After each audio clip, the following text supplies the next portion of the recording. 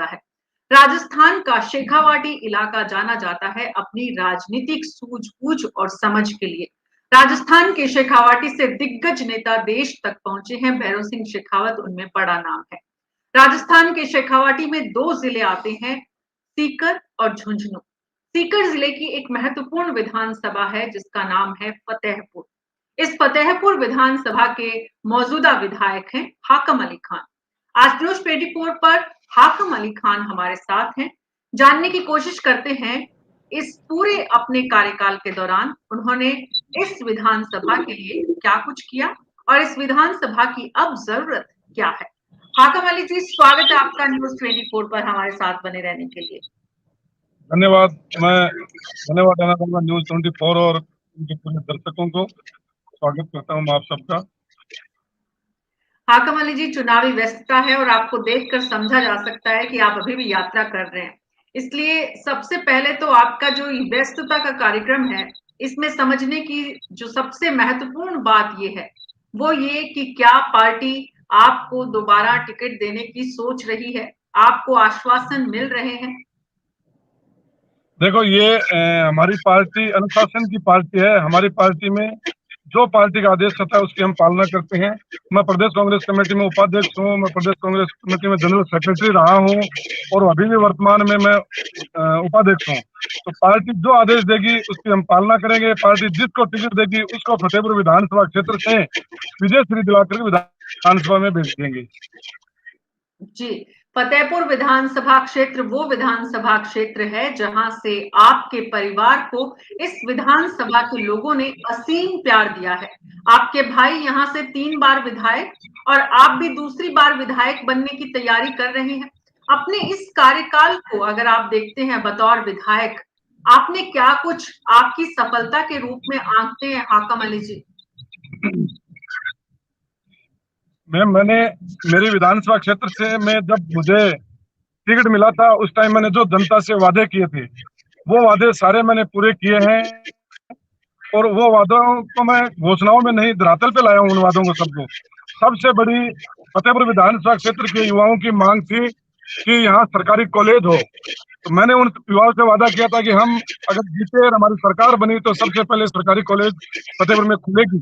और मैं धन्यवाद देना चाहूंगा हमारे सम्माननीय मुख्यमंत्री जी का कि जो ही हमारी सरकार बनी और फतेहपुर विधानसभा क्षेत्र में एक सरकारी कॉलेज का तोहफा दिया। और दूसरा बजट आया तो मैंने मांग की कि माननीय मुख्यमंत्री जी, शेखावाटी पर्दा प्रथा की धरती है तो यहाँ बच्चियों को अलग से कॉलेज दे दी जाए तो और अच्छा रहेगा। तो मुख्यमंत्री जी ने मुझे आश्वस्त किया और जब बजट आया तो बजट के अंदर एक बालिका कॉलेज और दी। तो मैं ये बताना चाहूंगा वो वादा मेरा एक नहीं 2 कॉलेज देकर के पूरा किया। फतेहपुर में एक गंभीर समस्या थी, छतरिया बस स्टैंड पर पानी भरता था। फतेहपुर 2 भागों में बंट जाता था, आधा फतेहपुर इधर और आधा उधर। उसको मैंने मुख्यमंत्री जी से बताया और मुख्यमंत्री जी ने उसका बजट दिया और आज जो बस स्टैंड पर 7 दिन 8 दिन तक दुकानें बंद रहती थी एक बार बारिश होने से, वो पानी आज मात्र 3 घंटे के अंदर और वहां से बाहर निकल जाता है। उसको पानी को वहां से हम लिफ्ट करके और बीड़ में फेंक देते हैं। वहां बस अड्डा भी रहता है, न फतेहपुर के लोग परेशान होते हैं, न आसपास के आने वाले गांवों के लोग परेशान होते हैं, न बस स्टैंड वाली जो छतरियों के जो दुकानेदार हैं उनके सामने रोजी रोटी का कोई दिक्कत आती है। पहले जब बारिश आती तो 10-10 दिन तक उनकी दुकानें बंद रहती थी। वो रोते थे कि हमारी दुकानें बंद है, हम कैसे हमारा पालन गुजर बसर करें। लेकिन अब वो समस्या खत्म हो गई। तीसरा जो मेरा वादा था वो जनता को मेरे बड़े भाई मरहूम बाउर खान जी और सरोगी शीश राम जी ओड़ा और हमारे प्रदेश अध्यक्ष गोविंद सिंह डोटासरा का सपना था कि फतेहपुर की जनता को नहर का पानी पिलाया जाए। उसमें हमारी सरकार ने, माननीय गोविंद सिंह डोटासरा और हम दोनों ने मिलकर के माननीय मुख्यमंत्री से मिलकर के और वो प्रोजेक्ट को आगे बढ़ा करके और बजट लेकर के और अब वो गाँव के अंदर घर घर में पानी पहुंचाने का काम जारी है। गाँव में पानी पहुंच चुका है लेकिन उसी वक्त जगह हम नहीं रुके। गोविंद जी डोटासरा और हम दोनों मिलकर मुख्यमंत्री को कहा कि साहब, आपने जो नहर की योजना लाई है वो चौपाल में पानी की नल लगाए और हम ये चाहते हैं कि भारत आगे बढ़ता जा रहा है, 21वीं सदी में जा रहा है, तो इसलिए क्यों न लोगों को घर में मीठा पानी पहुंचाया जाए। और मुख्यमंत्री जी ने हमारी बात सुनी और 365 करोड़ रुपए का बजट स्वीकृत करके लक्ष्मणगढ़ और फतेहपुर के हर गांव ढाणी के अंदर और मीठे पानी का नल पहुंचाया जाएगा। ये 3 बहुत बड़े मुद्दे थे, इन तीनों को मैंने पूरा किया। इसके बाद यहाँ फतेहपुर में नेचर पार्क की बहुत बड़ी सौगात दी है कि लोगों को सुबह वॉकिंग करने के लिए अच्छा वातावरण, शुद्ध वातावरण, शुद्ध पर्यावरण में रहने के लिए लोगों को कोई जगह नहीं थी। तो तकरीबन 75 एकड़ के अंदर हम 75 हेक्टेयर के अंदर वन विभाग के द्वारा 18 करोड़ रुपए का बजट स्वीकृत करा के और नेचर पार्क अभी बनकर तैयार है।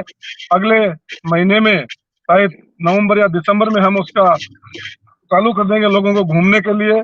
ये और दूसरी फतेहपुर के अंदर जो हॉस्पिटल थी चिकित्सा में, उसमें 50 बेड की वो हॉस्पिटल थी। मैंने मुख्यमंत्री से कहा कि बहुत बड़ा शहर है, तो मुख्यमंत्री जी ने मेरी बात सुनी और चिकित्सा के अंदर फतेहपुर को उप जिला अस्पताल की सौगात दी। उस उप जिला अस्पताल का फिर भवन के लिए 44 करोड़ रुपए मुख्यमंत्री जी ने स्वीकृत करके और आज सारे डॉक्टर वहां काम कर रहे हैं। भवन का हम 1-2 दिन में शिलान्यास करने वाले हैं। इस तरीके से हमने चिकित्सा में, शिक्षा में, सड़कों में, बिजली में, हर क्षेत्र में हमारी सरकार ने अच्छा काम किया है और जो जनता से वादे किए थे वो मैंने पूरे किए हैं। फिर क्या वजह है हाकिम अली खान जी की बार बार फतेहपुर की तस्वीरें सामने आती हैं, बदहाल सड़कों की और पानी के उस भराव की भी, जिसकी आप यहाँ पर चर्चा कर रहे हैं कि आपने उसको पूरी तरह नियंत्रित कर दिया है? हाँ बिल्कुल, उस तस्वीर को हमने आप जनता से उस समस्या से निजात दिला दिया है। अब वो तस्वीर आपको देखने को नहीं मिलेगी। 4 घंटे बाद जब बारिश थम जाएगी, उसके 4 घंटे बाद वो तस्वीर नहीं रहेगी। वो पानी पूरा का पूरा फतेहपुर शहर से बाहर जाएगा। पानी की आज भी, बिजली की आज भी बुनियादी समस्याएं वहां पर जिस तरह की है, सीवरेज, बहुत सारे घर हैं जहां पर सीवरेज का पानी कितनी बड़ी समस्या है, आप वाकिफ हैं? सॉरी मैम, सीवरेज के आवाज पानी ऑडियो क्लियर नहीं है। ऑडियो ऑडियो हाकिम अली खान जी, आज भी फतेहपुर की बदहाल सड़कें आपको कई रास्तों में नजर आती होंगी, जो शहरों में जो शहर के बीचों बीच है, और खास करके जिस बस स्टैंड की आप बात कर रहे हैं, सीवरेज के पानी की एक बहुत बड़ी समस्या है जिसको लेकर बार बार यहाँ के लोगों ने आवाज भी उठाई है। सड़कों की जी, मैम आपको बताना चाहूंगा कि फतेहपुर शहर में मेरे एमएलए बनने के, विधायक बनने के बाद, हमारी सरकार बनने के बाद अकेले फतेहपुर शहर के अंदर तकरीबन 100 किलोमीटर की सीसी सड़क हमने बनाई है माननीय मुख्यमंत्री जी की बजट घोषणाओं के द्वारा। और उसके अलावा हमारे नगर पालिका के बजट से भी हमने सड़कें बनाई है। पिछले टाइम जब सेवरेज का काम चला था, उस टाइम थोड़ी परेशानी हुई थी। वो परेशानी ये थी कि जब सेवरेज डाल रहे थे तो सड़क को तोड़ रहे थे, उसको वापस बनाने में महीना 2 महीना लगा था। ये मैं स्वीकार करता हूँ, वो समस्या थी। बाकी ऐसी कहीं कोई फतेहपुर के अंदर समस्या नहीं है कि सड़क टूटी हो और वो सड़क नहीं बनी हो। अब आप लोगों के बीच जा रहे हैं तो क्या वादा करके चुनाव में जाएंगे कि आप अब लोग इस विधानसभा के चुनाव में अगर जीत कर आएंगे तो फतेहपुर के लिए क्या करेंगे? अब फतेहपुर की जनता के सामने हम जाएंगे तो जो बचे हुए, जो फतेहपुर की जनता के है, जैसे चिकित्सा के क्षेत्र में अभी बहुत कुछ करना बाकी है, शिक्षा के क्षेत्र में बहुत कुछ करना बाकी है, और भी बहुत सारी सड़कें बनानी है। फतेहपुर शहर को नगर परिषद बना दिया तो फतेहपुर शहर को नगर परिषद जैसा एक सौंदर्य शहर बनाना है। जैसे अभी हम कोटा में जाके आए थे, तो मेरा सपना है कि मैं फतेहपुर के अंदर एक कोटा जैसा रिवर फ्रंट बनाऊं, एक कोटा जैसे गार्डन बनाऊं। ये मेरा सपना है। और फतेहपुर की जनता को कैसे चिकित्सा सुविधा अच्छी से अच्छी मुहैया हो, जो जयपुर में जो सुविधाएं मिलती हैं वो यहाँ मिले, ऐसा मेरा मानना है। इन मुद्दों के साथ मैं फतेहपुर की जनता के पास जाऊंगा। बिजली के अंदर फतेहपुर की जनता को बहुत कुछ करना बाकी है, अभी उसके लिए भी मैं जब जाऊंगा चुनाव में तो वो एक मुद्दा लेकर के जाऊंगा। ये मेरे मुद्दे हैं चुनाव में जाने के। लेकिन हाकिम अली खान जी, आपकी पार्टी के ही भीतर भी कहीं ना कहीं दबी जुबान में, कहीं खुली जुबान में आपको लेकर विरोध भी आपके सामने आता है, सुनते हैं आप भी पार्टी के कार्यकर्ताओं की तरफ से, फतेहपुर के लोगों की तरफ से? मैंने मैम पहले कहा कि फतेहपुर की विधानसभा क्षेत्र से मेरी पार्टी जिसको टिकट देगी मैं उसके साथ होकर के और जिता के लाऊंगा। अगर मेरा विरोध है तो फतेहपुर पार्टी जिसको टिकट देगी उसके साथ होकर के उसको जिता के लाऊंगा। ये कह सकता हूँ कि फतेहपुर से कांग्रेस जीतेगी, चाहे मैं मेरे को टिकट दे या अन्य किसी को भी टिकट दे, जीतेगी फतेहपुर से कांग्रेस। हाकम अली जी, कांग्रेस का मजबूत गढ़ है ये, लेकिन उसके बाद भी निर्दलियों ने यहाँ पर बार बार बाजी मारी है। आप भी जानते हैं कि इस बार के जो हालात हैं राजस्थान चुनाव में, आरएलपी है, यहाँ पर जिस तरह से शिवसेना आ रही है, जेजेपी आ रही है, और खास करके शेखावाटी में जेजेपी जिस तरह से अंदर जाने की कोशिश कर रही है, लोगों के बीच पहुंचने की, जड़ों तक पहुंचने की। शेखावाटी वो इलाका रहा है जहां बाहर से लोग आए और सफलता भी हासिल की है। जेजेपी का कितना असर आप आपके विधानसभा क्षेत्र में देख रहे हैं? नहीं, जेजेपी का कोई नहीं यहाँ वर्चस्व नहीं है। वो जमाना चला गया जब लोग जागरूक नहीं थे, लोग वोट डालने बहकावे में आ जाते थे। अब शेखावाटी की जनता बहुत जागरूक हो चुकी है। शेखावाटी के अंदर बहुत शिक्षा का स्तर बहुत ऊंचा हो चुका है। शेखावाटी के अंदर शिक्षा बहुत आ चुकी है, तो लोग बहुत सोच समझ कर वोट करते हैं कि ऐसे नहीं कि कोई बाहर से आया और यहाँ से जीत करके चला गया। वो पहले जमाना था कि लोग ज्यादा जागरूक नहीं थे। अब मैं आपको बता दूं कि तकरीबन 98 के बाद 90 के बाद भी यहाँ से कोई बाहर का एमएलए यहाँ से कोई नहीं बना है। जी, बाहर का नहीं, लेकिन निर्दलियों ने बार बार यहाँ पर बाजी मारी है और उसकी वजह यहाँ का जो समीकरण है वोटों का, यहाँ पर जिस तरह से वो जातिगत राजनीति है और उसमें जिस तरह से बीजेपी की यहाँ कमजोर स्थिति है, कांग्रेस की आंतरिक गुटबाजी है, कांग्रेस के जो उम्मीदवारों की आपसी खींचतान है, उसी की वजह से कांग्रेस के बागी और निर्दलीय खड़े हुए हैं चुनावों में और जीते भी हैं इससे पहले। आज सवाल ये है, जिस तरह से कांग्रेस में परिवारवाद का आरोप लगाया जा रहा है, क्या आपके यहाँ पर भी फतेहपुर में भी ये मुद्दा बनेगा कि आपके परिवार को 4 बार टिकट दे दी, उसके अलावा निर्दलीय भी आपको चुनाव में जनता ने सफलता दी, लेकिन फतेहपुर के हालात कोई ऐसे नहीं बदले, तो अब क्यों इस परिवार को बार बार यहाँ का प्रतिनिधित्व दिया जाए? दूसरे लोगों को मौका मिलना चाहिए। मैडम, एक नारा है कि जीत उसी की होती है जनता जिसको चाहती है। ये एक नारा है शेखावाटी का, जीत उसी की होती है जनता जिसको चाहती है। और कांग्रेस पार्टी जिसको टिकट देगी, जो जिताऊ होगा उसको देगी। मैंने आपको पहले ही कहा था, प्रथम सवाल यही था कि अगर पार्टी जिसको टिकट देगी उसको हम जिता करके यहाँ से भेजेंगे। यहाँ से कोई आदमी नहीं जीतता है, कांग्रेस जीतती है। कांग्रेस पार्टी है, मजबूत है यहाँ पर, और कोई गुटबाजी नहीं है कांग्रेस पार्टी में। यहाँ कोई गुटबाजी नहीं है। गुटबाजी तो बीजेपी में है कि 14 एक पार्टी के विधायक का टिकट के दावेदार है। हमारे यहाँ हम सब एक जगह बैठकर आवेदन किया है और हम सब ने ये कहा है कि जिसको टिकट मिलेगी कांग्रेस पार्टी सिंबल देगी, उसके साथ हम लोग लगकर जिताएंगे। जी, 14 उम्मीदवार होना आपको क्या लगता है, किसी भी पार्टी के लिए अच्छी बात है या खराब बात है हाकम अली जी?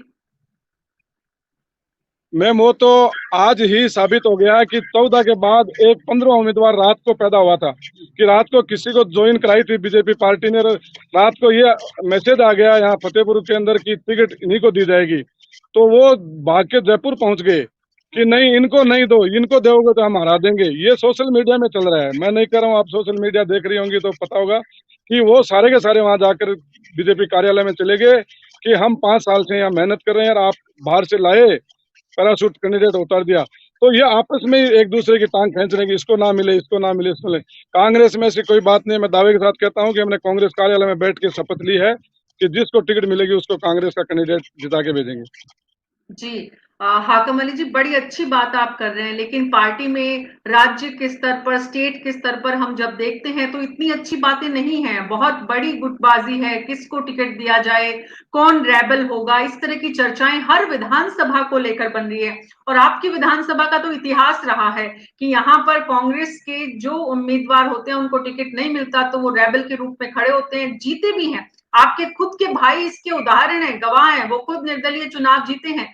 तो ऐसे में, और जब बीएसपी की बात आती है, सूचना बीएसपी यहाँ पर कहीं ना कहीं एक जमीन जो है वो बना चुकी है अपनी। इससे पहले के चुनावों में भी शेखावाटी की 2-3 सीट पर बीएसपी का भी असर आप देख रहे हैं, क्योंकि इस चुनाव में आम आदमी पार्टी भी अपनी जमीन तलाश रही है। तो कांग्रेस का जो वोटर है, कांग्रेस की जो सबसे बड़ी शेखावाटी की पक्की सीट में से एक सीट है, वहां पर बीजेपी सेंध लगाने की जो रणनीति बना रही है, उस रणनीति में जो इतने सारे राजनीतिक दल आ रहे हैं, ये आपकी चिंता बढ़ा रहे हैं?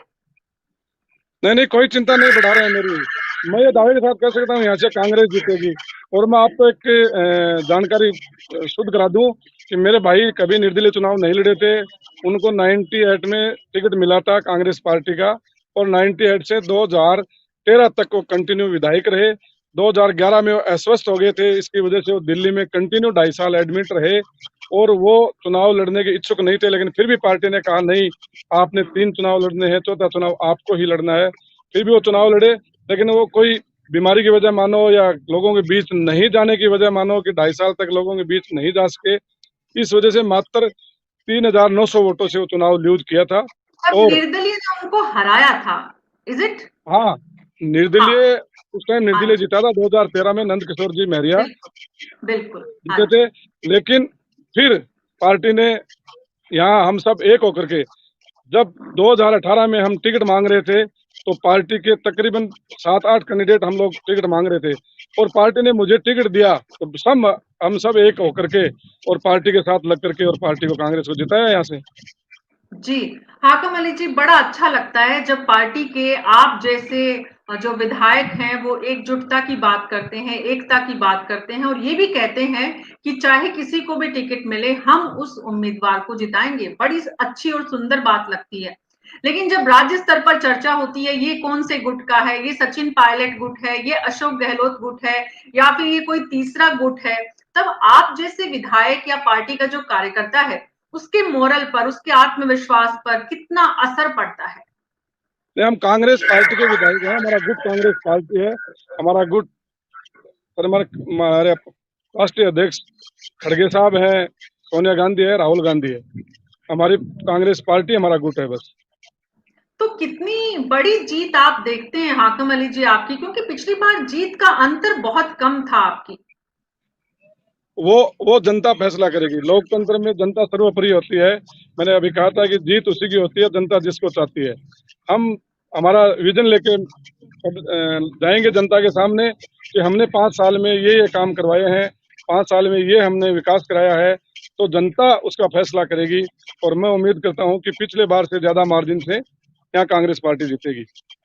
हाकम जी, आपने कहा जनता जनार्दन है, वो जनता आपसे अब क्या मांग रही है कि आपने इतना काम किया जैसा कि आपने गिनाया? हालांकि फतेहपुर के लोगों से हमारी जो बात हुई उसमें बहुत सारी अभी भी उनकी अधूरी बातें हैं, उनके सपने हैं, बहुत सारे जमीन पर काम है जो वो सोचते हैं कि उनके विधायक को करने चाहिए।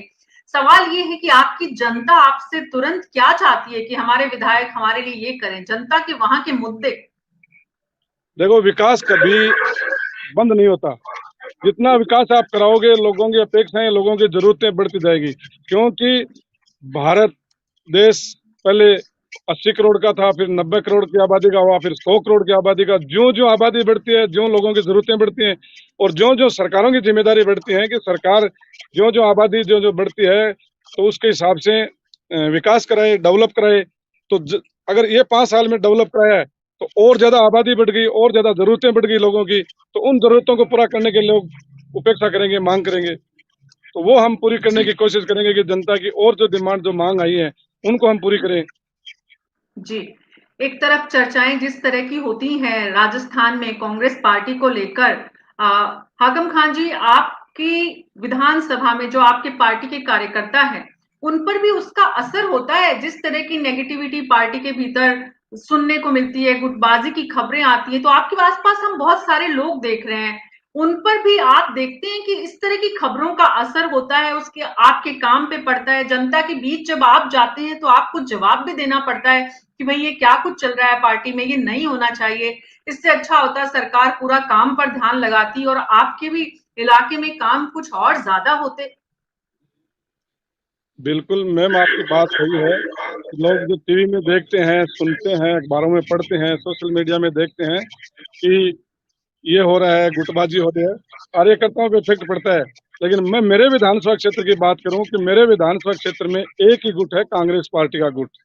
और जब जब भी कोई बात आई है, चाहे मुख्यमंत्री बनाने की हो, चाहे बीच में हमारी सरकार का संकट आया था उस टाइम की हो, मैंने मेरी जनता से पूछा कि अपने को क्या करना चाहिए, तो जनता ने यही कहा कि कांग्रेस पार्टी से आप चुनाव जीते हो, कांग्रेस पार्टी के रहो और कांग्रेस पार्टी के साथ रहो।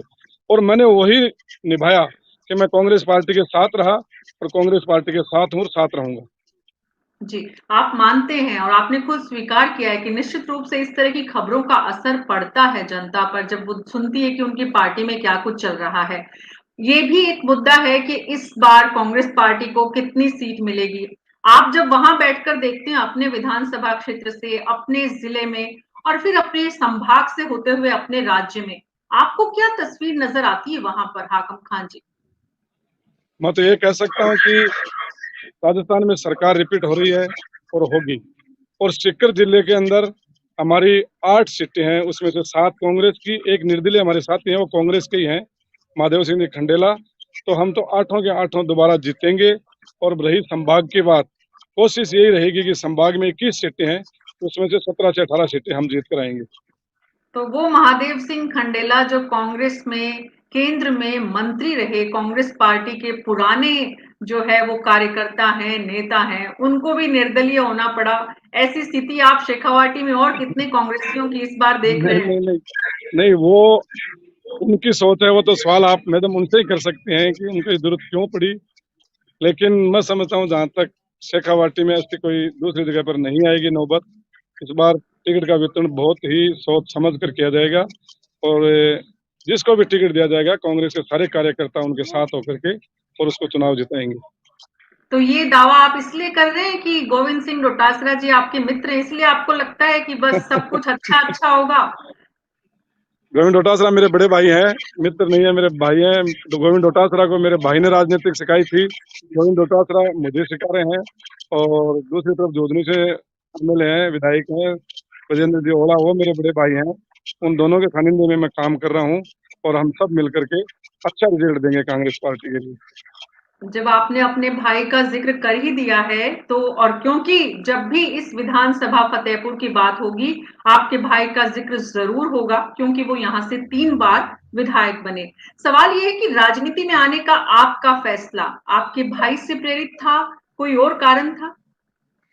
नहीं, ये तो जनता का फैसला था मैम।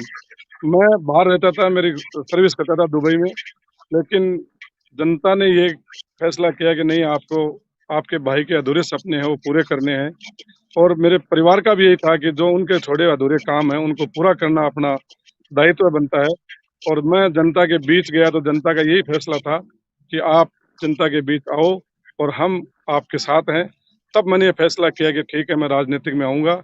और हमारी पार्टी कांग्रेस पार्टी के जो आला कमान थे, जो आला लीडर थे, उन्होंने सबने मुझे कहा कि ठीक है, आपको चुनाव लड़ना है। तब मैं मैदान राजनीतिक में आया। हाकम अली खान जी, जब आप कहते हैं कि जनता ने कहा और हम जब सुनते हैं कि जनता कहती है एक ही परिवार का राज चल रहा है, ये बड़ा विरोधाभास नहीं है?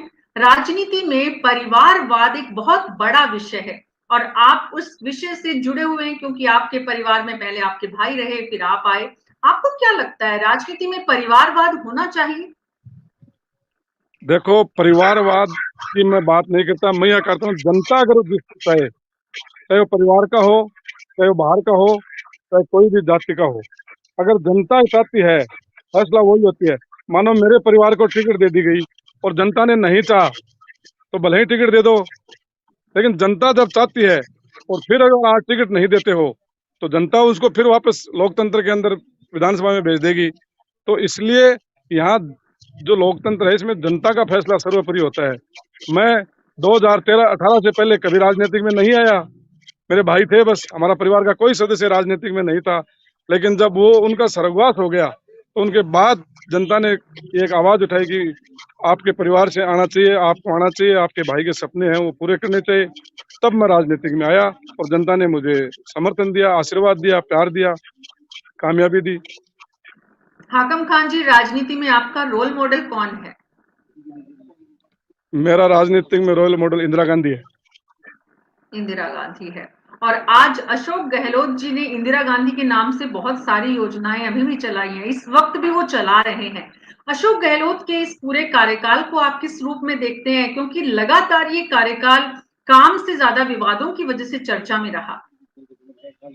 बहुत ही शानदार कार्यकाल रहा है कि विपक्ष के पास कोई बोलने के लिए मुद्दा नहीं है, न विधानसभा में मुद्दा है, न जनता के बीच जाते हैं तो मुद्दा है। आप के चैनलों द्वारा कभी डिबेट कराई जाती है तो जब जनता के बीच जाते हैं तो हमारे कार्यकर्ता ये कहते हैं कि आप बीजेपी के केंद्र सरकार के 5 काम बता दीजिए कि इस क्षेत्र में 5 काम वो कराएं, तो 5 तो छोड़ एक भी काम वो लोग नहीं बता सकते हैं। अशोक गहलोत के काम जब गिनाने लग जाओ हमारी सरकार की योजनाएं, तो आपका टाइम ही खत्म हो जाएगा। इतनी योजनाएं हमारी सरकार ने दी है। अशोक गहलोत ने बहुत अच्छा शानदार कार्यकाल 5 साल का निकाला है। जनता के अंदर बहुत अच्छी एक मैसेज है कि अशोक गहलोत ने इन 5 सालों में अच्छा काम किया है। तो आपका कहना है कि रिपीट हो रही है सरकार। मान लेते हैं कि कांग्रेस पार्टी को बहुमत मिलता है, आप एक बार फिर से अशोक गहलोत को मुख्यमंत्री देखना चाहेंगे? कांग्रेस पार्टी का मुख्यमंत्री बनेगा मैडम। जी, कांग्रेस पार्टी में मुख्यमंत्री अशोक गहलोत अगर चौथी बार मुख्यमंत्री बन सकते हैं, इसकी भी संभावना है? वो विधायक दल की मीटिंग होगी, विधायक जो चुन कर आएंगे वो अपना नेता चुनेंगे कि हम किसको मुख्यमंत्री बनाना चाहते हैं, और आलाकमान का फैसला होगा। सब विधायक अपना चुन करके नेता आलाकमान को बता देंगे कि इसको मुख्यमंत्री बनाना है। जी, आलाकमान तय करेगा कांग्रेस का मुख्यमंत्री कौन होगा अगर कांग्रेस पार्टी को बहुमत मिलता है। कांग्रेस पार्टी की कितनी सीट आप देखते हैं बतौर विधायक, जब आप असेसमेंट करते हैं तब? मैडम मैं तो आपके मीडिया के द्वारा इस पता चलता है, बाकी मैं तो मेरी सीट का कह सकता हूँ कि फतेहपुर से कांग्रेस जीतेगी। वो भी मैं मेरी नहीं कह रहा हूँ, नहीं मेरी नहीं कह रहा हूँ, मैं कांग्रेस की कह रहा हूँ। हाकम अली जी, अगर आप राजनीति में नहीं होते, कांग्रेस में नहीं होते, तो क्या कर रहे होते इस वक्त? इस टाइम मैं दुबई में तो सर्विस करता होता और आपको कभी बुलाता कि दुबई आओ घूमने के लिए, बहुत अच्छी सिटी है दुबई। मैंने 21 साल दुबई में सर्विस की है। जी, और मान लीजिए अब आपको टिकट नहीं मिलता है या आपको सफलता नहीं मिलती है चुनाव में, तब क्या वापस आप उसका विकल्प ढूंढेंगे या फिर राजनीति में जमे रहेंगे अब जनता की सेवा में आगे तो जनता की सेवा ही करेंगे। जी, आखिरी सवाल लूंगी आपसे हाकम अली जी। महिलाओं की स्थिति को लेकर जिस तरह का फैसला देश की नरेंद्र मोदी सरकार ने लिया है, आपके विधानसभा क्षेत्र में महिलाओं की स्थिति कोई बहुत अच्छी नहीं है। आपको लगता है कि इस फैसले से वहां पर भी कहीं ना कहीं कुछ सुधार होगा? बिल्कुल होगा, लेकिन जो भारत सरकार ने जो पार्लियामेंट में जो बिल पास किया है, उस बिल में उन्होंने, उनकी मंशा सही नहीं थी। उनकी मंशा में महिलाओं के प्रति कहीं अच्छा संदेश नहीं था। अगर उनको बिल पास ही करना था तो बिल पास करके और उसको फिर आगे ले जाने की कहाँ जरूरत थी। जैसे हमारी पार्टी ने कब से कह रहे हैं, हमारे राहुल गांधी जी, सोनिया गांधी जी, कि महिलाओं को 33% आरक्षण दिया जाए, महिलाओं को आगे लाया जाए, तो फिर इन्होंने इसी चुनाव में, इसी पार्लियामेंट के चुनाव आ रहे हैं, हम तो ये कहते हैं इस विधानसभा चुनाव में लाते। 5 राज्यों के चुनाव आ रहे हैं, इन्हीं में ये आरक्षण लागू करते कि इन 5 राज्यों में 33% आरक्षण के साथ महिलाओं को टिकट दिया जाना जरूरी है। 33% सीटें आरक्षित कर देते तो हम उसके समर्थन में होते। और रही बात मेरे शेखावाटी की, मेरे शेखावाटी के अंदर महिलाओं का अभी बहुत अच्छा है, शिक्षा के अंदर भी है, चिकित्सा में भी है, और हमारे क्षेत्र की महिलाएं बहुत आगे आरपीएस, आरएएस, आईपीएस, आईएएस बन के निकल रही हैं। जी, बिल्कुल, निश्चित रूप से आपके क्षेत्र की महिलाएं इस प्रदेश की विधानसभा अध्यक्ष भी रही हैं और इसके अलावा इस प्रदेश की उप मुख्यमंत्री भी रही हैं। लेकिन वो झुंझुनू और फतेहपुर का जो फर्क है, वो फर्क भी एक बड़ा फर्क है। सवाल ये है कि झुंझुनू से फतेहपुर तक वो हवा पहुंची नहीं, जो वहां पर जिस तरह से राजनीति ही नहीं बल्कि चिकित्सा, शिक्षा के क्षेत्र में बच्चियों ने जितनी प्रगति की, वो फतेहपुर तक नहीं पहुंच पाई। सीकर में भी हुआ, झुंझुनू में भी हुआ, लेकिन फतेहपुर उस मुकाम पर नहीं पहुंच पाया। बहरहाल, आपका बहुत बहुत शुक्रिया हाकम अली खान, न्यूज़ 24 से हमारे साथ बात करने के लिए। आपको बहुत बहुत शुभकामनाएं इस चुनाव के लिए। हालांकि रास्ता आसान नहीं है, काफी मुश्किल रास्ता है हाकम अली खान के लिए इस बार, क्योंकि बीजेपी ने जिस तरह की रणनीति 93 से 1993 से जो सीट उनके पास नहीं है, उसे हासिल करने के लिए जो बनाई है, कांग्रेस का ये गढ़ है। जेजेपी को यहाँ तैनात किया गया है, जाट बहुल ये इलाका है और यहाँ पर अल्पसंख्यक जो है वो बड़ी संख्या में है और वही मिलकर तय करते हैं, और इसीलिए कांग्रेस के लिए सुरक्षित सीट भी मानी जाती है। न्यूज़ 24 पर विधानसभाओं की कहानी हम आपको दिखाते रहेंगे। आप देखते रहिए और अपने सुझाव हमारे यूट्यूब और फेसबुक चैनल पर